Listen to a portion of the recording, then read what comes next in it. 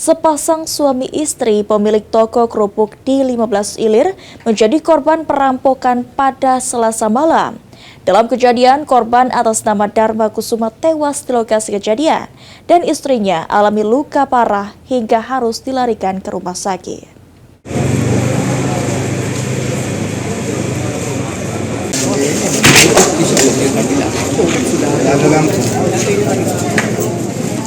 Suasana mencekam menyelimuti sebuah ruko di Jalan Pengadilan, Kelurahan 15 Ilir, Kecamatan Ilir Timur 1, Palembang. Di tempat inilah pasangan suami istri ditemukan bersimbah darah pada Selasa malam.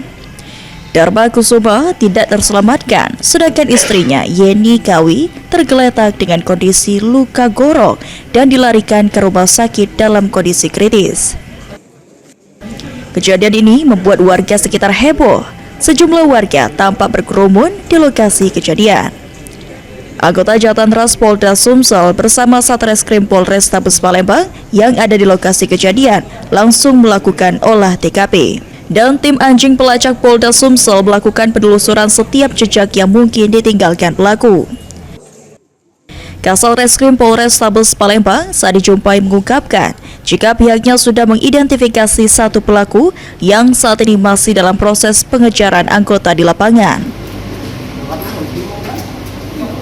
Korban terkonfirmasi ada 2 orang, satu keadaannya meninggal dunia dan satu lagi mengalami luka di bagian leher, saat ini sedang dalam perawatan dan operasi. Untuk modus saat ini masih kita dalami,